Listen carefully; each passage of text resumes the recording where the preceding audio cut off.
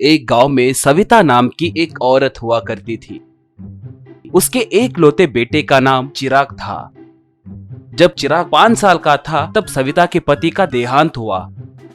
इस वजह से सविता अकेली बहुत मेहनत करके चिराग को अच्छे से पढ़ाकर बड़ी की। सविता चिराग बड़ा होने के बाद भी उसे अपने बगल में बिठाकर एक एक निवाले में 1 स्पून घी मिलाकर उसे प्यार से खाना खिलाती थी। सविता चिराग के लिए बहुत ढूंढकर मालती नाम की एक लड़की से शादी करवाई।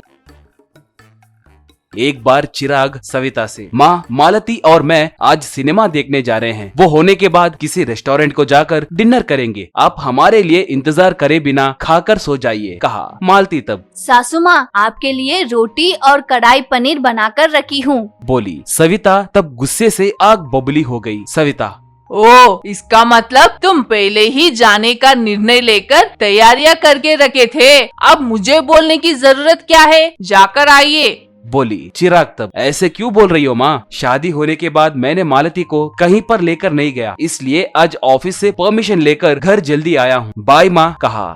अगले दिन चिराग के ऑफिस जाते ही सविता मालती से, क्यूरी कल मुही कही कि मेरे बेटे पे तूने कैसा जादू कर दिया री। मुझे बताए बिना घर से बाहर कदम भी नहीं रखता था, मगर आज तुम्हारे आते ही वो मुझे बताए बिना तुम्हें सिनेमा को ले गया। माँ के हाथों के अलावा बाहर का खाना बिल्कुल पसंद नहीं करने वाले से तुमने होटल में खाना खिलवाया है। ऐसे ही चला तो मेरे बेटे की तबीयत का क्या होगा? तुम्हारे घूमने फिरने के लिए पूरी तनख्वाह खत्म हो गई तो घर कैसे चलाओगी? पति पानी के जैसे पैसे खर्च कर रहे तो तुम चुप कैसे बैठ रही हो? एक बूढ़ी औरत को घर में अकेली छोड़कर जाने के बदले अपने साथ मुझे भी सिनेमा को ले जा सकते हो ना, बोली। मालती तब, मैंने आपको भी अपने साथ ले जाने के लिए पूछा था सासू माँ। यही इस बार के लिए हम दोनों जाएंगे, माँ को बाद में ले जाएंगे कहकर बोले थे, बोली। सविता तब, क्यूरी मुझसे झूठ बोलना भी शुरू कर दी क्या?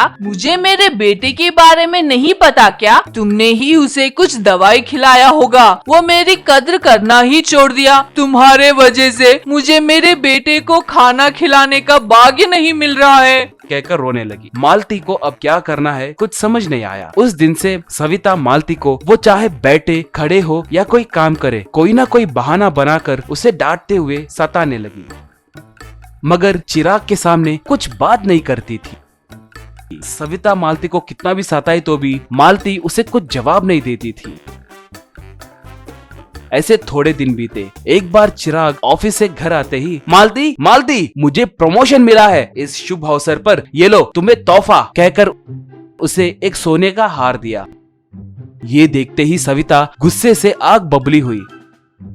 अगले दिन चिराग के ऑफिस जाते ही सविता, क्यूरी तुम क्या जादू डालकर मेरे बेटे को अपने जाल में फंसाया है? 1 मिनट भी तुम मेरे घर में नहीं रह सकती। पहले मेरे घर से बाहर निकल जाओ। जाने से पहले इसके ऊपर दस्तखत करके जाओ, कहकर एक कागज के ऊपर दस्तखत ली।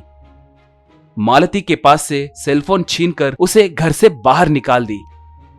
चिराग ऑफिस से घर आकर देखा तभी सविता, हे भगवान, मेरी बहू के वजह से मेरे घर की इज्जत चली गई है। अपने सगी बेटे से भी अच्छे से देखभाल की थी मैंने, ऐसे करेगी कहकर मैंने सोचा नहीं था रे, कहकर जोर जोर से रोने लगी। और चिराग को देखते ही सविता, रे देखा क्या तेरी बीवी ने क्या किया, कहकर मालती से दस्तखत करवाए कागज चिराग को दिखाए। उसमें मैं जा रही हूँ, मेरे लिए आप मत ढूंढिए, कहकर लिखा हुआ था। वो देखते ही चिराग, अभी भी ऐसे क्यों बैठी हो माँ? चलिए हम मालती को ढूंढते हैं, कहकर सविता को अपने कार में बिठाकर मालती को ढूंढने लगा। सविता और चिराग दोनों मिलकर पूरा गांव घूमे।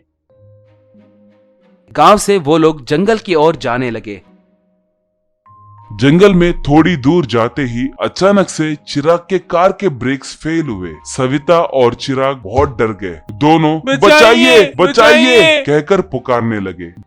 घर से निकाल देने के बाद मालती को क्या करना है समझ नहीं आया और वो जंगल में एक पेड़ के नीचे बैठकर रोने लगी। तभी उसे इनके पुकारने की आवाज सुनाई दी। उसने उन्हें देखा। अब चिराग को उनकी कार पहाड़ के नीचे गिरने वाली है कहकर समझ आ गया। चिराग बिना कुछ सोचे कार के अंदर से कूद गया। सविता मारे डर के वहां रह गई। मालती ये देखकर भागते हुए उस कार के पीछे जाकर ठीक कार खाई में गिरने से पहले उस कार को अपने हाथों से पकड़ ली। चिराग मालती को हैरान होकर देखने लगा। मालती तब ऐसे क्या देख रहे हो, मदद कीजिए। कहकर जोर से पुकारी।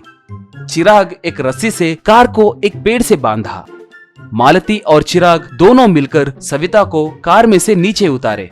सविता मालती से, मेरा बेटा तुमसे बहुत प्यार जता रहा है, इस बात से जल के मैंने तुम्हें बहुत सताया है बेटी, बहुत लाड प्यार से बड़ा किया बेटा, मेरे बारे में कुछ सोचे बिना कार में से कूदकर अपने जान को बचाया, मगर तुम अपने जान को जोखिम में डालकर मुझे बचाए। आज से मैं तुम्हें मेरी सगी बेटी के जैसे देखूंगी, मुझे माफ करके घर आओ बेटी, बोली। सविता में आए इस बदलाव को देखकर मालती बहुत खुश हुई।